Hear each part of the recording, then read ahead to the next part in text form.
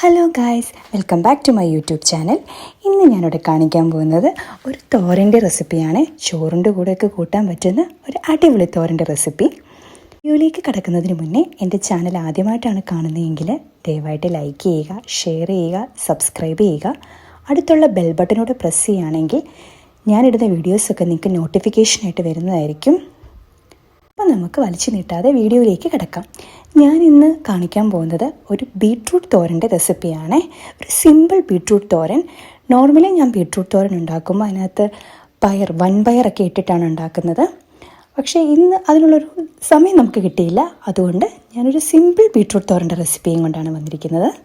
ഇവിടെ 2 ബീട്രൂട്ട് എടുത്തിട്ടുണ്ട്. അത് നന്നായിട്ട് തൊലി ചെത്തിയിട്ട് നന്നായിട്ട് കഴുകി ഞാൻ മാറ്റി വെച്ചിട്ടുണ്ട്. ചെറിയ 2 ബീട്രൂട്ടാണേ. എന്നിട്ട് ഞാൻ നന്നായിട്ട് കൊത്തി അരിഞ്ഞ് മാറ്റി വെച്ചിട്ടുണ്ട്. ഞാൻ ബീട്രൂട്ടിൻ്റെ കൂടെ ഒന്നും ഇടുന്നില്ല കേട്ടോ. ഞാൻ എല്ലാം അരപ്പിൻ്റെ കൂടെയാണ് ഇടുന്നത്. അരപ്പിനായിട്ട് ഞാൻ കുറച്ച് തേങ്ങ എടുത്തിട്ടുണ്ട്. ഒരു 1/4 കപ്പ് തേങ്ങ എടുത്തിട്ടുണ്ട്. ബീട്രൂട്ടിൻ്റെ അളവിനനുസരിച്ച് നിങ്ങൾക്ക് തേങ്ങയുടെ അളവും കൂട്ടാവുന്നതാണ്. എനിക്കിവിടെ 2 ബീട്രൂട്ടല്ലേ ഉള്ളൂ, അപ്പോൾ എനിക്ക് അത്രയും തേങ്ങയുടെ ആവശ്യമുള്ളൂ. അതിലേക്ക് ഞാൻ 2 പച്ചമുളക് എടുത്തിട്ടുണ്ട്. നല്ല എരിവുള്ള പച്ചമുളക് ആയതുകൊണ്ട് തന്നെ ഞാൻ 2 പച്ചമുളക് എടുത്തിട്ടുള്ളൂ. നമ്മൾ അരപ്പ് തയ്യാറാക്കുമ്പോൾ അതിനകത്ത് ഞാൻ അല്പം ജീരകപ്പൊടിയും കൂടി ഇടുന്നുണ്ട്. നിങ്ങളുടെ കയ്യിൽ ജീരകപ്പൊടി ഇല്ലയെന്നുണ്ടെങ്കിൽ നിങ്ങൾക്ക് ചെറിയ ജീരകം ഇട്ട് കൊടുക്കാവുന്നതാണ്. 3-4 അല്ലി വെളുത്തുള്ളിയും കൂടെ ചേർക്കുന്നുണ്ട്. ചെറിയ 3-4 അല്ലിയാണേ. എന്നിട്ട് മഞ്ഞൾപ്പൊടിയും കൂടി ഇട്ടിട്ട് നന്നായിട്ടൊന്ന് ചതച്ചെടുക്കുന്നുണ്ട്. നമുക്ക് അരയേണ്ട ആവശ്യമില്ല, ചതച്ചെടുക്കുന്നുണ്ട്. അപ്പം നമ്മുടെ അരപ്പ് റെഡിയായി. ഇനി നമ്മൾ ഒരു പാൻ അടുപ്പത്ത് വെച്ച് എണ്ണ ചൂടാവുമ്പോഴത്തേക്കും കടുകിട്ട് പൊട്ടിക്കുക. നിങ്ങൾക്ക് കടുക് പൊട്ടിക്കുന്ന സമയത്ത് ചിലർ ഉഴുന്നിട്ട് പൊട്ടിക്കാറുണ്ട്. ഞാൻ സിമ്പിളായിട്ട് കടുകിട്ട് മാത്രമേ പൊട്ടിക്കുന്നുള്ളൂ. കടുകൊന്ന് പൊട്ടി വരുമ്പോഴത്തേക്കിന് നമ്മൾ ഈ അരിഞ്ഞു വെച്ചേക്കുന്ന ബീട്രൂട്ട് ഇട്ട് കൊടുക്കുന്നുണ്ട്.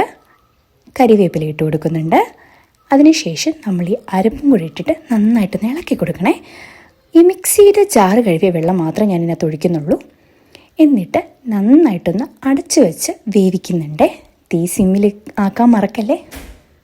ഏകദേശം ഒന്ന് വെന്ത് വരും എന്ന് തോന്നുമ്പോഴത്തേക്കിന് നമ്മൾ തുറന്ന് വെച്ചൊന്ന് വേവിക്കുക. അപ്പം വെള്ളം ഉണ്ടെങ്കിൽ നമ്മൾ നന്നായിട്ടൊന്ന് വറ്റിപ്പോകുന്നതാണ്. നന്നായിട്ടൊന്ന് തോർത്തിയെടുക്കണേ.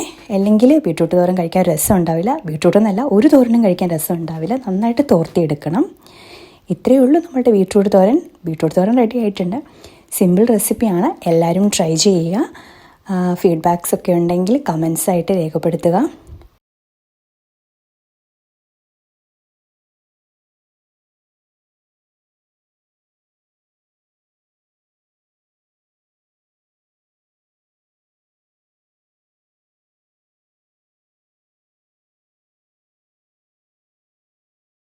ലൈക്കും ഷെയറും സബ്സ്ക്രൈബും ചെയ്യാൻ മറക്കരുത്. ഞാൻ അടുത്ത റെസിപ്പിയായിട്ട് വീണ്ടും വരുന്നതായിരിക്കും. അതുവരെ സീ യു ഗൈസ്.